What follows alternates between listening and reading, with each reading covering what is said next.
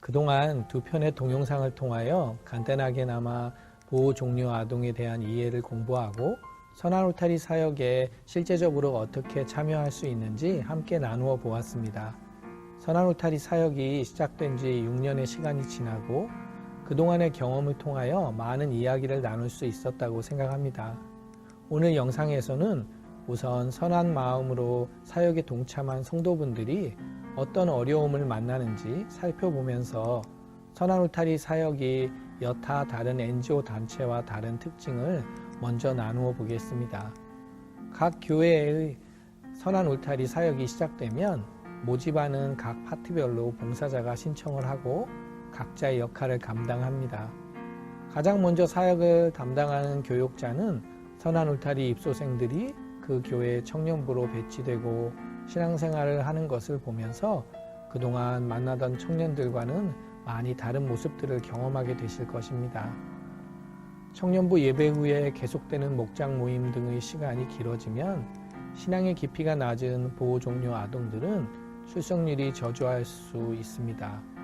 그러면서 예배에 참석하지만 기존의 청년 성도들과 쉽게 섞이지 못하고 외롭게 소외되는 모습에 안타까워 하실 것입니다.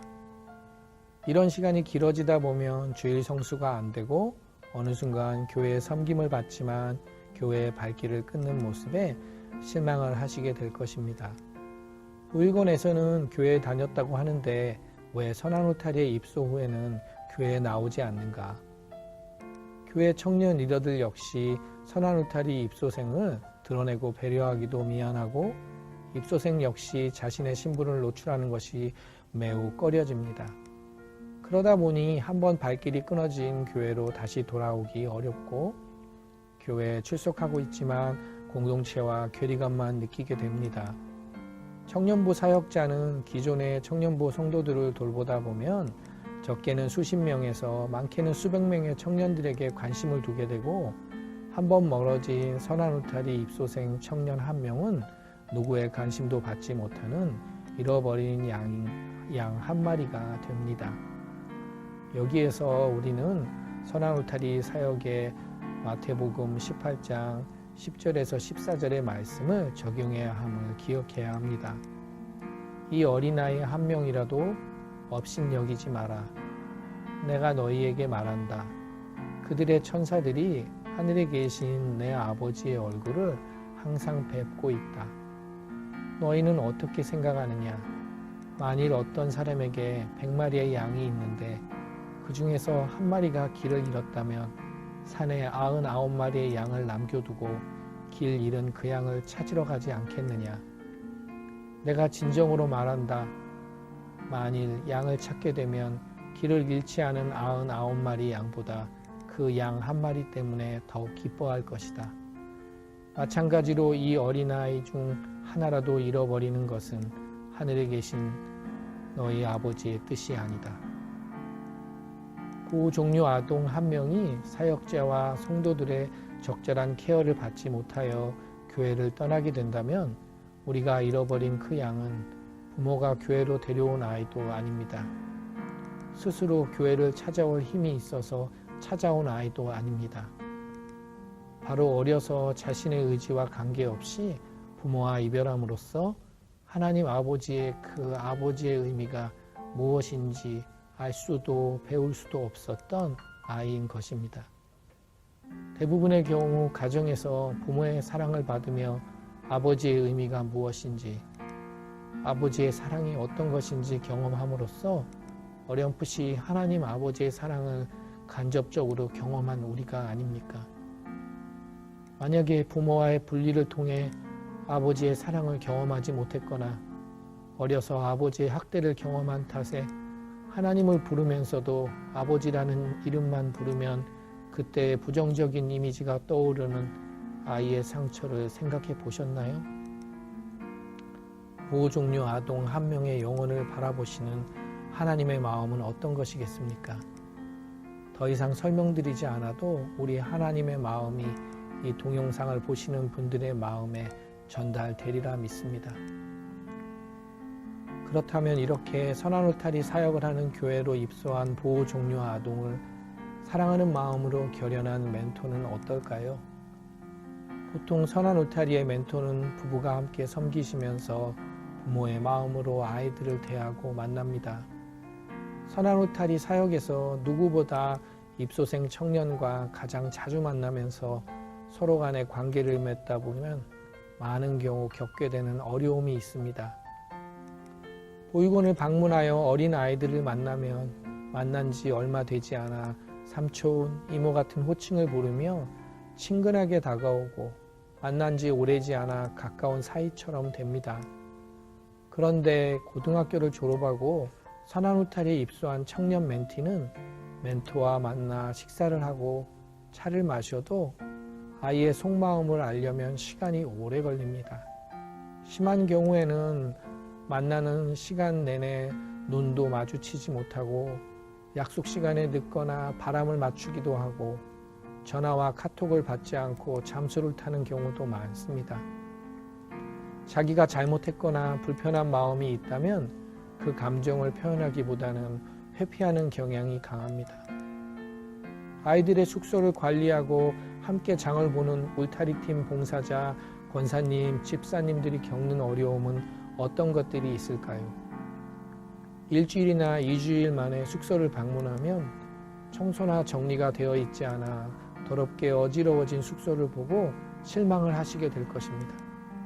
한두 번이면 모르겠지만 매번 방문할 때마다 방바닥에 그대로 널려있는 쓰레기를 보게 되거나 설거지 후 수채구멍을 치우지 않아 구더기가 생기고 자기가 먹은 그릇과 후라이팬 등이 설거지가 되지 않은 상태에서 쌓여 있는 것을 보게 되면 가슴에서 천불이 나고 짜증스러운 목소리가 나오게 될 것입니다.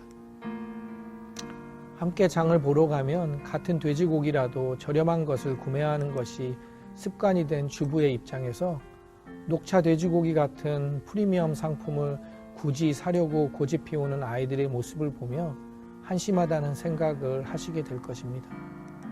아이들을 가장 많이 만나는 멘토와 울타리팀 봉사자들은 사역 가운데 가장 많은 감정 노동을 하게 되고 금세 지치고 사역을 그만두고 싶은 유혹에 빠지기도 합니다. 아이들이 자립을 하려면 취업을 해야 합니다. 일자리 팀으로 섬기시면서 아이들의 진로를 함께 고민하시는 분들 중에 아이들을 대상으로 적성 검사를 해보시면 가장 놀라는 부분은 아이들이 이미 성인에 가까운 나이가 되었음에도 사회성, 창의성 등 각 지표를 나타내는 오각형의 크기가 매우 작아서 전혀 발달하지 못한 자아의 모습에 의아하게 생각하실 것입니다. 아이들은 그 나이가 되도록 스스로 생각하고 고민하고 노력해서 쟁취한 결과를 경험해 보지 못함으로 해서 같은 또래에 비해 현저히 낮은 적성 검사 수치가 나옵니다. 이러다 보니 자기가 뭘 좋아하는지 뭘 싫어하는지 잘 모릅니다. 일단 시작해보고 마음에 들지 않으면 쉽게 포기하고 포기하는 방법도 연락도 없이 지각, 결석 등의 소극적인 방법으로 의사 표현을 합니다. 일자리 팀에서 봉사하시는 분들 중에 어려운 환경에서 자수성가하신 분이나 유능한 사회인으로서 높은 자리에 계셨던 분들은 아이들의 이런 행동에 한두 번 실망하시다 보면 사역을 포기하고 떠나시는 경우가 있습니다. 그런데 그렇다면 우리가 만나는 보호 종료 아동은 어떤 아이들인지 우리가 얼마나 알고 있습니까? 태어나자마자 유기를 통해 미아, 기아 등의 형태로 보육원에 입소한 경우도 있고 부모의 학대나 이혼 등의 가정의 심각한 문제로 부모와 떨어져 평균 11년 이상을 시설에서만 살았던 아이들입니다. 가끔은 만 18세가 될 때까지 평생을 보육원에서 사회복지사의 손으로 길러진 아이들도 있습니다. 이러한 환경을 경험해 보지 않은 사람은 그 고통이 무엇인지 알지 못합니다. 요즘 보육원을 방문하면 건물과 시설은 리모델링을 통해 우리가 임대해주는 선한 울타리 숙소보다 훨씬 더 좋은 환경에서 생활하고 있습니다. 진수성찬은 아니지만 매끼 영양사와 조리사가 준비하는 식사를 먹습니다. 서울을 포함한 수도권의 보육원은 지자체와 많은 단체, 개인 후원으로 물질적인 지원은 충분해 보입니다. 인권 문제가 중요해지다 보니 보육원 내 생활에서 사회복지사와 보육원 선배의 폭력이나 폭언은 거의 사라진 지 오래입니다. 그런데 왜 우리가 만나는 아이들은 아주 소수를 제외하고는 우리의 기준으로 보면 이렇게 망가져 있고 사회생활을 하기에는 너무 부족해 보이고 때로는 사역을 포기하고 싶을 정도로 감정 노동이 심할까요? 보육원에서 생활하고 있는 아동들의 약 85%는 가족관계 증명서 상에 친권이 살아있는 부모가 있습니다. 그런데 그 부모는 대부분 원가정 복귀가 불가능한 상황입니다. 보육원에 사는 동안 거의 찾아오지도 부모의 집으로 방문하지도 않습니다. 작은 용돈이라도 보내는 부모는 매우 드뭅니다. 보호 종료 후에 같이 살고 싶어서 합가를 했다가도 대부분은 여러 가지 문제로 다시 이별을 합니다. 이별을 하는 과정에서 보호 종료하면서 받은 자립정착금이나 디딤씨앗 통장의 돈을 모두 빼앗기기도 합니다. 아이에게 자신의 부채나 핸드폰 요금을 떠넘기기도 합니다. 대포 통장을 만들어 달라고 요구하는 부모도 있습니다. 보육원을 퇴소하고 직장에 취업을 하기라도 하면 수시로 돈을 달라고 연락 오는 경우도 있습니다. 우리는 우리가 도저히 이해하기 어려운 보호 종료 아동과 같은 부모를 가진 적이 있습니까? 생각만으로도 분노와 고통이 너무 큰데 어린 나이에 이런 고통을 감당하고 있는 아이들의 입장을 알고 나시니 어떤 생각이 드시나요? 선한 울타리 사역을 하면서 아이들 옆에서 바라보며 가장 힘든 부분은 재정적인 문제입니다. 갖고 나온 자립정착금과 디딤씨앗 통장의 돈을 정기예금으로 잘 저축하고 있다고 생각하고 직장을 다니며 받은 월급을 적금으로 잘 저축하고 있다고 생각했는데 어느 순간 보면 유흥이나 모절제한 쇼핑으로 모두 탕진하는 모습에서 힘이 빠지고 지쳐갑니다. 이럴 때 아무리 인간적으로 온유하고 너그러운 사람이라도 세상적인 기준으로 바라본다면 나의 노력은 무가치하고 의미 없는 것으로 여겨질 수 있습니다. 동영상 제1강에서 첫 기도회 때 제가 하나님의 이름을 부르자 터져나온 통곡에 대해 말씀드린 적이 있습니다. 그리고 나서 아침 묵상의 시간대에 주님이 제게 주신 말씀이 있습니다. 갈라디아서 6장 9절의 말씀입니다. 선한 일을 하다가 낙심하지 말아야 합니다. 때가 이르면 영원한 생명을 거둘 것이므로 포기하지 말아야 합니다. 이 말씀이 저에게 가장 큰 은혜가 되었습니다. 사역을 하며 실망과 분노의 순간이 올 때마다 항상 암기하며 마음을 붙잡고 기도합니다. 그러면서 제 자신을 돌아봅니다. 그동안 짧지 않은 인생을 살아오며 하나님의 기준으로 바라볼 때 나는 얼마나 많은 잘못을 반복하였는가. 그럼에도 주님은 저를 한 번도 포기하지 않으셨는데 주님이 포기하지 않으시는 한 영혼을 내가 어떻게 포기할 수 있는가. 그동안 수십 명의 청년들이 선한 울타리에 입소하거나 취업을 알선하고 잠깐 동안 임시로 숙소를 제공한 적도 있었지만 저희 스스로 아이를 퇴소시킨 적은 없었습니다. 너무 어려운 난이도의 보호 종료 아동이라서 도움을 주기가 어려운 적은 있었고 스스로 선한 울타리를 떠난 경우는 있었지만 우리가 먼저 선한 울타리 퇴소를 명령한 적은 없습니다. 우리에겐 그 어떤 한 영혼도 포기할 권한이 없기 때문입니다. 하나님의 눈으로 바라보면 한 아이 한 아이가 모두 소중하며 하나님께서 긍휼히 여기시며 사랑하시는 영혼이기 때문입니다. 이제 세 개의 주제를 가지고 세 편의 동영상을 통해 선한 울타리 사역에 대해 말씀드렸습니다.